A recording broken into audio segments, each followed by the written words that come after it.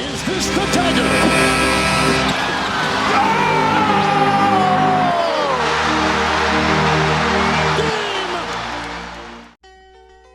G'day guys, JB here. 11 weeks through the 2024-25 NBA season, and we are really starting to see some shaking at the top of the seedings and certainly some solidification at the bottom of the seedings. The very best teams in the league really are starting to stand out right now. Some teams who have taken a little bit of a dip, they're likely going to start bouncing back in the next couple of weeks. Meanwhile, there are a couple of other teams there that really haven't been, of too high standard, that have made a little bit of a run. But you just wonder whether that's a little over-glorified and whether just being in the moment is certainly going to help them with their fixturing. A couple of players returning this week, a couple of other players projected to return, and it certainly looks like a few of these teams are going to be right back in the mix. So anyway, guys, let's get to it. Let's get to my Week 11 review for the 2024-25 NBA season. As always, starting in the East, we'll start with the Atlanta Hawks, who didn't get a win on the week. They are now 8th in the East to the end of 11 weeks. Trae Young with a productive week for himself, though. 27.7 points, 2.7 rebounds, 10.7 assists, 1.3 steals to go with 3.3 turnovers. The tough part about the East now is that you're going to see teams such as the Hawks who have proven that they can be a top 5, top 6 team when they're on, a team that can really lock in defensively and a team that can really share the offensive load. When they're on, yeah, they are top 5, top 6, but the problem is a slight turn down in production, a slight turn in form, and you're going to see them fall by the wayside a little quicker than normal. I'm not as stressed about this Hawks lineup as I would have been in previous years because of the youth that's coming through, because of the dedication on the other side of the ball. But it's pretty clear, in previous times that this would have been a lot worse than first thought. We'll see whether they can just wait out this period. The Celtics, in their week, starting to make a bit more of a run towards the top of the East. Second in the conference still, but a 3-1 record. Wins over Toronto, Minnesota, and Houston. Jason Tatum, again, just a guy who is peaking in the wrong place at the wrong time, although he's doing it for the right team. 25.5 points, 8 rebounds, 4.5 assists on the week to go with 1.8 steals and 2.5 turnovers. Boston continuing just to show that, hey, we are a genuine chance here if we put our mind to it. You've only got to see exactly how they are playing right now. How that translates specifically to the postseason at the moment, I'm not sure. They have a really good deep bench. They've got really good consistency.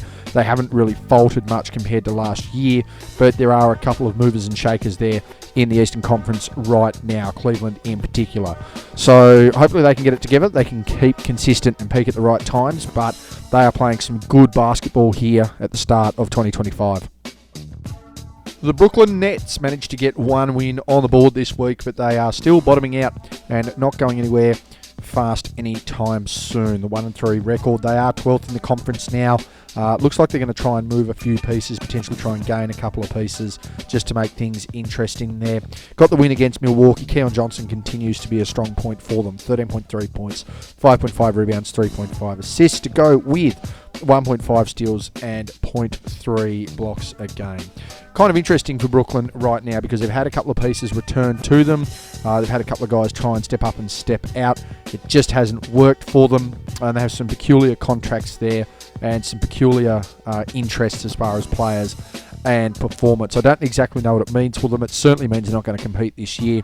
But moving forward, not exactly sure what that's going to bring for them on the table. A couple of pieces that are available that they potentially want to investigate now as trades or free agents. It's a matter of whether they land or not. Over to the Hornets. No wins this week. They remain 14th in the conference. And a reasonably bleak outlook, if you ask me, moving forward for the Hornets. Mark Williams, a standout player at the moment for them. Had a solid week. 14 points, 9 rebounds, 1 assist, 0.5 steals and a block on 2.5 turnovers. This is a guy who has stepped up multiple times over the last couple of seasons. Doesn't mind getting on the boards, can be an efficient scorer when required, but not always getting the possessions that he probably needs that could allow for a bit more ease of use for other players. For Charlotte right now, though, again, it's the injury bug. It's the lack of consistency. It's just not being able to get things done. They're not a destination team. They don't look like they're going to entice anyone there anytime soon. And LaMelo Ball is either on the floor dominating possession or he's injured. So Charlotte rocking a hard place and not moving anywhere anytime soon. Over to Chicago now, 2-1 record, 10th in the conference, so they remain in the play-in tournament situation there. Some solid wins for them on the week. Defeated New York, one of the three best teams in the East, and defeated San Antonio, who have consistently been a 500 team all year, and are really looking to break that mold and break through potentially a top 8 team here in the Western Conference. Zach LaVine with another week.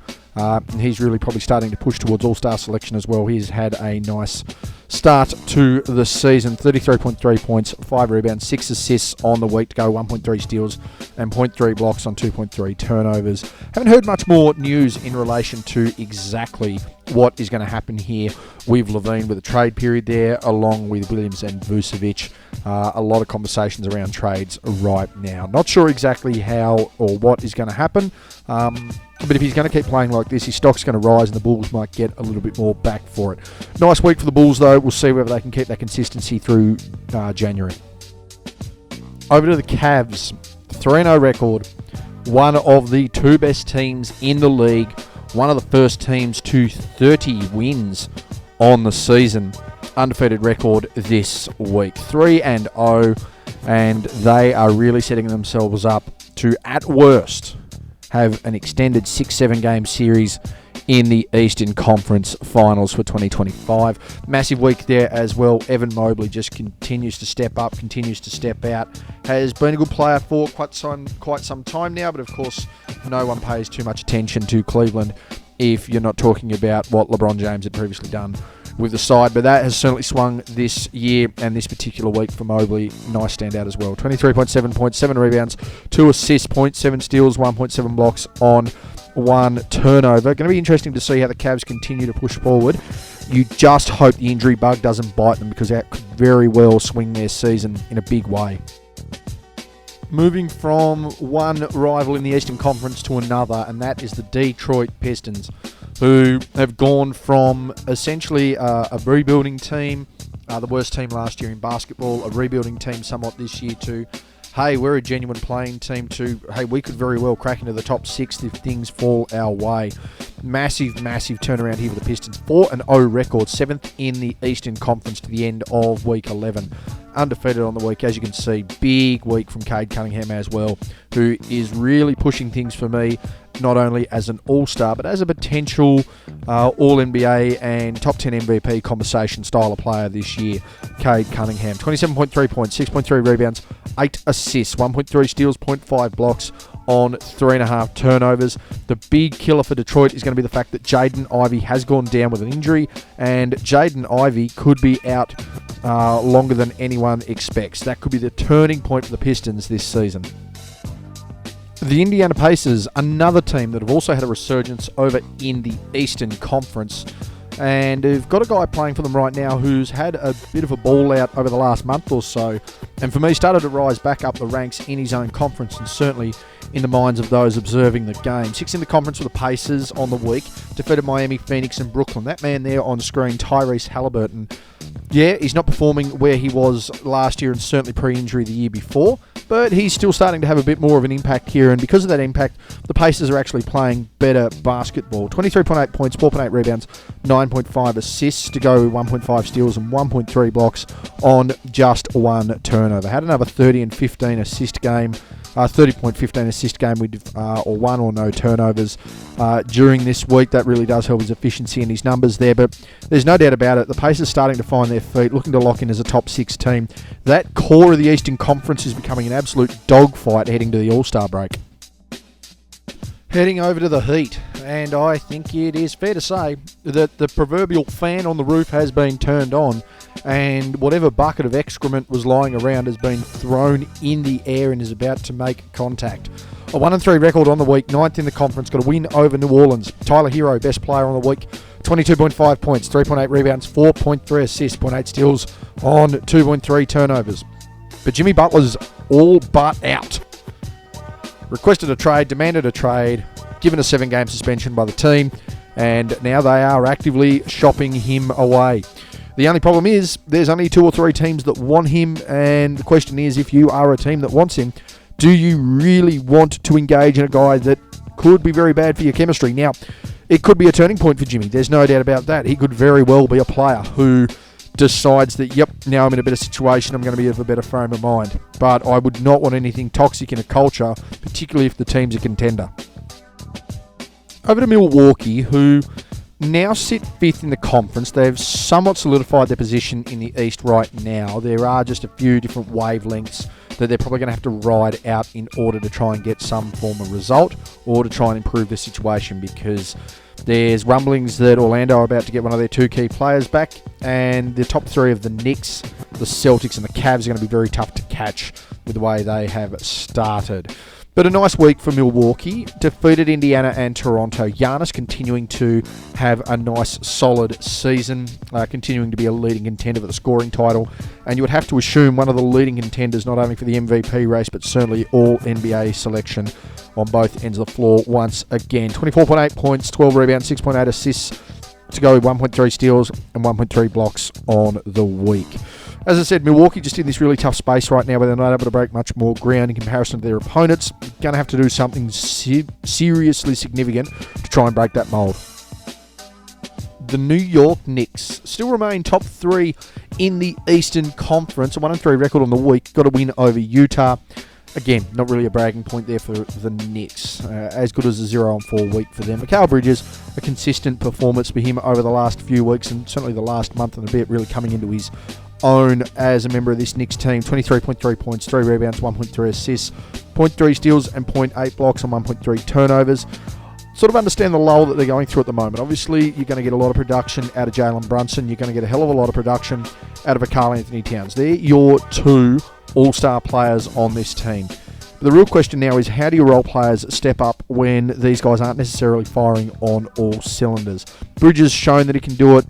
Josh Hart has shown that he can do it as well. Who are the next guys that are going to really step up, step out and try and make a name for themselves on this team to really carry the load? It's something New York probably just need to be a little bit concerned about as to who's going to be that genuine third option come the postseason. To the Orlando Magic, who, despite everything that seems to be happening with this team, continue to find ways to get wins, to show that they're a deep team, that everybody can step up, step out and play their role. And with the threat of a return of a superstar for their team, Orlando could very well see themselves back in the hunt in the Eastern Conference sooner rather than later. 2-2 week for them, defeated Toronto and New York, 4th in the conference still. Wendell Carter Jr., a really nice week for him. Another guy who consistently flies under the radar for this team. 13.8 points, 6.3 rebounds, 2 assists to go with 1.5 steals and 0.5 blocks on 1.5 turnovers. As I said, for Orlando right now, they've got a chance of a superstar to return for them very soon. That being Paolo Banchero, who's been missing essentially since the 2nd week of the season. He's not going to be eligible for any awards, but he certainly could reap the rewards of the great team effort that has been put forward by the Magic so far. Look out for Orlando in the next month. The Philadelphia 76ers have gone up and down over the last couple of weeks. It's sort of been interesting for them to see as a team just how they're able to balance this and exactly what that's going to mean for the team moving forward. A 1-3 record on the week just gone, 11th in the conference. Got a win over Brooklyn there. And Tyrese Maxey, a nice week for him. 22.5 points, 7.5 rebounds, 3.8 assists to go with 2.8 steals and 0.8 blocks on 3.8 turnovers. Primary ball handler right now, playing essentially that point guard position while also requiring the 2-guard ethic as well. It's kind of tough because Philadelphia, when they've got Paul George and Joel Embiid, don't mind resting on their laurels and really working through those guys. But the only issue is, at some point, they're probably going to break down. You do have to factor that in, as horrible as it sounds. They are injury-prone players and guys who have not been healthy this season. So when you go into them and then you invest into them and they go away from that when they're injured, and you rely on these younger guys, you don't get any consistency, and that's when you get the results Philadelphia are getting right now.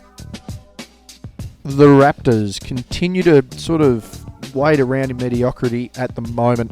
13th in the conference. They got a win over Brooklyn. Scotty Barnes, their best player on the week, for a 1-3 record. 22.5 points for Barnes to go with 9.3 rebounds, 3.8 assists, 1.8 steals and 0.8 blocks on 3.8 turnovers. It's kind of scary to say, but this team has actually looked better when RJ Barrett has been the leader this year. I probably undersold RJ Barrett a little bit. I think a lot of people somewhat overhyped him. I've probably undersold him a little bit, considering the contributions that he's made throughout his career that people really haven't appreciated. But Barnes is also taking his time to get back into the flow of things, and that's got to be understandable as well, because the team is not going to flow the same way when you do change who its leader is, who its leading scorer is, and who the main contributor is. There's no doubt about it for me that Scotty Barnes can be and is consistently the best player for Toronto, but right now with the way the team has been structured and coached, there's no doubt about it, RJ Barrett has been the man. I wonder if they refer back to that for more success. And to the last placed team in the East, and for me, the worst team in the NBA, and that's factoring in sides that have a lot of injuries and have guys that are not willing to commit. The Washington Wizards got a win against Chicago this week, which isn't too bad for a team that's starting to wind up a little bit. 1-2 record for them on the week. Kyle Kuzma with his best week, well, arguably so far of the season, which isn't saying much, at 15.7 points, 9.3 rebounds, and 4.3 assists. Jordan Poole, who has been showing some spark. Alex Sarr starting to play into a little bit more of what his potential can be. And, of course, Bilal Coulibaly trying to show signs as well. But Washington, again, stuck in the mud, not going anywhere fast. There's a couple of different movers and shakers they're suspecting in free agency period or potentially in trade periods and pieces over the next couple of weeks. We'll see whether they come to fruition, but certainly not going to be enough to turn this team around. Over to the Western Conference, and injuries have proven to be key and crucial to the leaders of this Dallas Mavericks team, and that has seen them with a 0-3 record on the week. Quentin Grimes continuing to try and step up and step out where he can. 17.3 points, 4.3 rebounds, 5 assists to go 0.7 steals and 0.3 blocks on less than 2 turnovers. But no wins on the week really does speak volumes to the massive impact that's being had on this team and by its leaders in Luka Doncic and Kyrie Irving. Now, Luka at this point looks like he's going to miss more than 18 games, or 18 or more games, so that's going to see him out of contention for anything.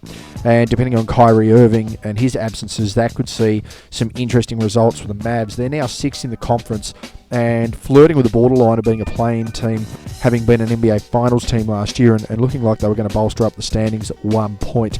The West is starting to get competitive. This could see Dallas fall by the wayside. Just how far they fall is another question. Denver, 2-1 record, 4th in the conference. They continue to still be a team that's up there or thereabouts and still really relying on only, well, Nikola Jokic and consistently Russell Westbrook right now. They're still waiting for a couple of other performers. But a 2-1 record, defeated Atlanta and San Antonio. Some big duels out there against the Spurs between Jokic and Wemby, the present taking on the future. And they were a hell of a battle in both games. Jokic on the week, just a dominant week for him. 36.7 points, 14.7 rebounds, and 11.3 assists per game, or 1.3 steals, 1 block on 2 turnovers. I don't have Jokic right now as my MVP. I think Gilgeous-Alexander has probably been the MVP. But I've said it before and I'll say it again. How do you deny a guy who's already got 3 under his belt and having a career year once again? It's a tough chat. The Golden State Warriors in an interesting position right now. Started the season off really, really strong and have struggled to really string together any sort of form since, with constant conversations going on about whether the team's going to improve, whether the team's not going to improve, whether they're going to take on trades or not. Either way, they're just trying to plug away, and an interesting run of form for them this week. 2-1 record, 8th in the conference, defeated Philadelphia and Memphis. Memphis have been one of the leading contenders out there in the West. They're certainly going to be a semi-finalist with the way they're playing.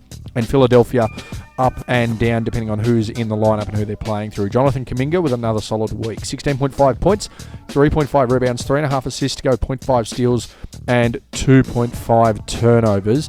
It is still going to matter about whether Steph is going to be playing well or not and how invested someone like a Draymond Green is going to be. But if you're going to see Andrew Wiggins and you're going to see someone like a Jonathan Kuminga continue to commit and continue to play well, it only bodes positively for what could potentially happen in the off-season for the Warriors to improve. The Houston Rockets continue to trade blows with that aforementioned team, Memphis, in the second and third rankings of the Western Conference. Second after 11 weeks, defeated the Mavericks and the Lakers. Of course, the Mavs likely to fall down the rankings a little bit with the injuries there. with Kyrie and Luka, and for the Lakers, they've been consistently inconsistent. Well, you could argue outside of that bubble championship, Jalen Green continuing to make a case for all-star selection for me should be in that Western Conference all-star team. 27.3 points, 4.7 rebounds, 1.7 assists to go with 0.3 steals and 1 block a game on 1 turnover. The key here for Houston as well is the fact that they're sharing that workload. It's clearly Alfred Sengun's team as the number one option, but there's plenty of other guys on any given night that are able to step up. Jalen Green being one of them, obviously Thompson being another, Eason being another. You are seeing Van Vliet and Brooks do their thing as well. Surprisingly balanced team, surprisingly balanced unit. Let's hope they don't try and throw that away with a trade for Jimmy Butler. The Clippers with a bit of a down week this week. 1-3 record, still 7th in the conference, sitting in that top 8 position there. A couple of wins either side for the teams in Los Angeles really changes their outlook and perception on the season, and certainly can be a week-to-week basis. Defeated Atlanta, Amir Coffey having some solid contributions, another guy that flies under the radar for this team. 16.5 points, 3.3 rebounds, 1.3 assists to go, 0.5 steals and a turnover. But the big news out of all of this week for the Clippers was the first game for Kawhi Leonard this season.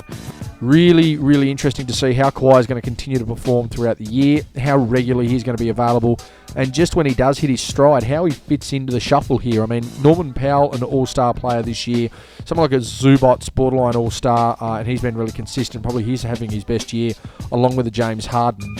But how does this team function if Kawhi Leonard's able to get back to being that 20-point per game scorer with uber efficiency?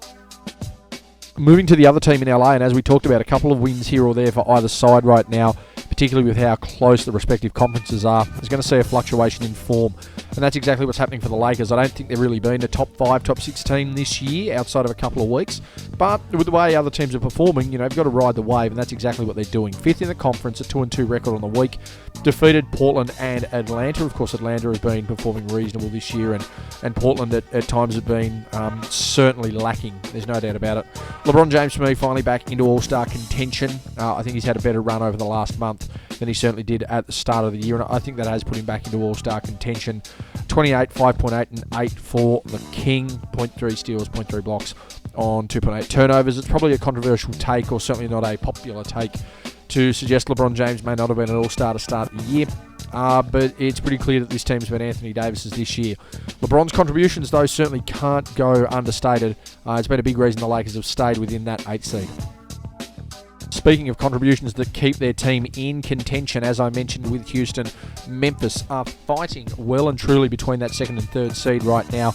And if you are a Grizzlies fan, you are wanting, at minimum, a conference final finish with the potential of being bundled in the second round if you're not careful. Nice week, though, regardless. 2-2 record, defeated Phoenix and Dallas.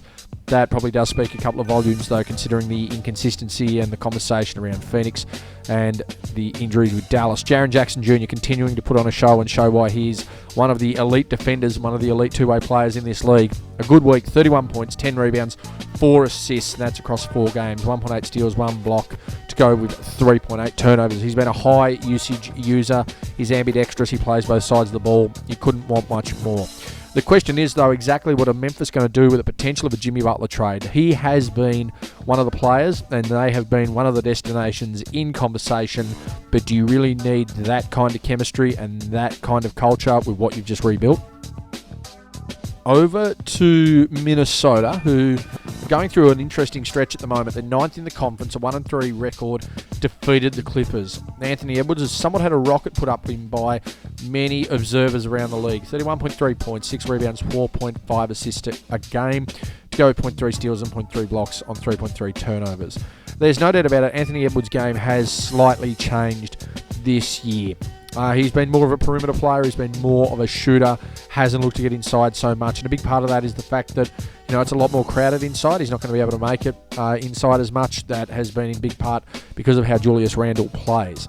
To suggest that he's regressed as a player is a little interesting, and I think that comes from people's eyes deceiving them and not understanding exactly what's going on. I wouldn't say that Edwards has regressed. I'd say that the team's certainly not structured enough for him to be able to attack that rim constantly, bring those highlights and bring that energy, but I wouldn't have suggested a guy who is still an all-star who's regressed. It's just a different season for Anthony Edwards. Over to New Orleans, who managed to actually have a winning record on the week. 15th in the conference, and they're again starting to show signs of why they probably aren't as bad as their record suggests when they're healthy and when they have an output. They did defeat Washington twice. You can only beat what's in front of you, and why not take advantage of an opportunity such as that? CJ McCollum, a really nice week again for him. 32.2 points, 3.3 rebounds, 3.3 assists to go, 0.7 steals, and 1.7 turnovers. He had a really telling comment in the press conference throughout the week, talking about understanding his value and where he's appreciated, where he knows he wants to be and the contributions he can make. And he's really feeling that in New Orleans, and kind of threw some shade over to Portland. I mean, we're going to touch on them in a few moments' time, but it really speaks volumes to the differences in organisation, really speaks volumes in the differences of character, because at one point there, CJ McCollum, I'm not sure if he still is, but he was the president of the Players Association. So when the leading representative of all players in the league has that to say about a franchise and the way things are going, you know, it speaks volumes of the opposition. Moving on over from the worst team in arguably the league to arguably the best team in the league through 11 weeks. Another undefeated record for the Oklahoma City Thunder. First in the West, undefeated on the week. And Gilgeous-Alexander just continues to rack them up. 33.8 points, 5.3 rebounds, and 5.8 assists on 2.5 steals and 0.8 blocks. Less than 2.5 turnovers a game. And that's a 4-game sample size for the week. Shai has moved into, according to NBA.com and ESPN and all of these major outlets, Shai has actually moved into favouritism for the MVP. For me, I think Shai is the MVP. I had Shai as my MVP last year. I had him as a very high contender for games won the year before. It's very hard for me to consider a guy who doesn't make the playoffs to be an MVP. But Shai's really taking that step. The question is, can he take that absolute next step in the playoffs? That's the ultimate test that's going to happen here for the Thunder, and the ultimate test of Shai to see where they're at. The Suns, they just keep getting interesting and interesting and interesting. Only one win on the week, defeated Philadelphia. They continue to sit 12th over in the West. 25.7 points, 7.7 rebounds, and 6 assists on the week for Kevin Durant to go with 0.7 steals and 1.3 blocks on 3.7 turnovers.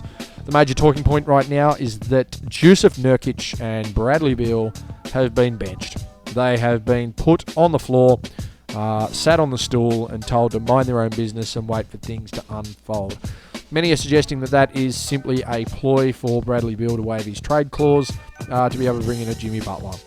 I would be extremely entertained by the idea that Jimmy Butler, as disgruntled as he is, goes over to a Phoenix team that contains Devin Booker and Kevin Durant, one guy who has really lifted, but another guy who necessarily follows more than he leads. That is an interesting recipe for disaster. Over to Portland. 4 teams left here in the West. A 1-2 record, 13th in the conference. Got a win over Milwaukee, which does speak volumes considering exactly how they've been playing, and particularly how Giannis has been playing.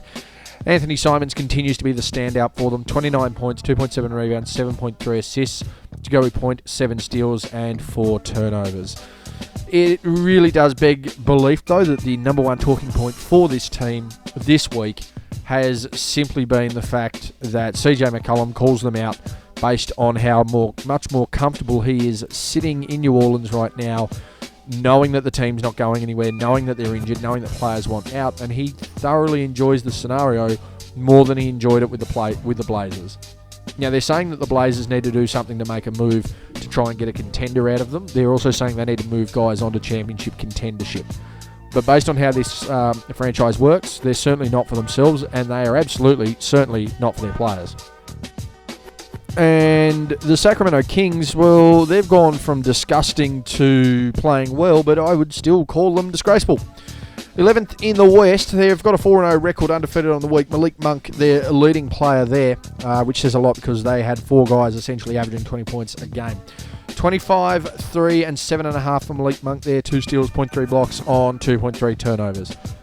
Mike Brown left, and that team pretty much instantly turned around, but some of the passing comments by players really get you to understand exactly where they are as a team and what's happening there at the moment. When you've got guys coming out saying, yeah, well, Doug Christie played, so, you know, we're going to relate more to a guy who played and understands the game from that level than someone who didn't play and doesn't understand it at that level. And I understand that, and I appreciate that. And there are a lot of people who base opinion on that there. But to flat out disrespect a coach who has coached many a great player in the last 20 years and got results, speaks more to the character of the players than it does to the coach and his ability. To the Spurs now, and one of the more interesting, inquisitive matchups almost of the last, 25 years, certainly of this century, occurred during this week on back-to-back games and back-to-back battles. A 2-2 record on the week for the Spurs. They're 10th in the conference, but they defeated the Clippers and took on the Nuggets. And the talking point out of those Nuggets matchups came against Victor Wembanyama and Nikola Jokic. Really tough to see. I mean, a 1-1 split, probably fitting with the way that both teams and both players played. Wembanyama on the week, he just continues to step up, step out, and prove his value. 26.3 points, 16 rebounds, 4 assists, 0.8 steals, and 4.3 blocks on 4.5 turnovers. I want people to go back and study and watch that film. That is the absolute present dominance of the game in Jokic, the future and, somewhat current dominance of Wembanyama on display. Peak NBA viewing in 2025. And if you want even more peak NBA viewing in 2025, then please don't watch the Utah Jazz. 2-1 record on the week. They defeated Miami and Orlando, did the Florida run nicely. Sensabaugh with a really nice week. Bryce Sensabaugh, he's trying to come into his own and having somewhat of an impact here with the Jazz. 21.7 points, 4.7 rebounds and an assist to go to 0.7 steals and 1.3 turnovers. I'm really glad that someone like a Sensabaugh is getting a chance, and that there are a couple of other guys on this team that they're able to step up and make a bit of production out of it, because ultimately beyond that, the rest of this team has more than underperformed on the year this year. It's kind of crazy to consider what the Utah Jazz did in the off-season and how high their hopes were to exactly how they've performed now, with conversations around exactly what's going to happen with someone like a Jordan Clarkson, who's a mainstay and a remain from the last successful Utah Jazz team. I think the franchise needs to take a hard look internally at what's going on here with the team. Anyway, guys, that's been me. That is my review for Week 11 of the 24-25 NBA season. Some really interesting matchups I encourage everyone to go back and look at throughout the week. Follow some of the news that's going on. Obviously, a bit of talk around Jimmy Butler. A plethora of trade talks going on as well. Some interesting conversation, as you'd pick up there, from the CJ McCollum conversation there, where he's in an even worse situation than Portland, but he's preferring it from a cultural standpoint. And then you're seeing some of the great performances coming out of the league as well. Interesting to know how people see the All-Star game. Interesting to see the performance of some players heading into the All-Star break to remind some fans and what sort of impact that's having on their teams as well. Anyway, guys, that's been me. I'm out.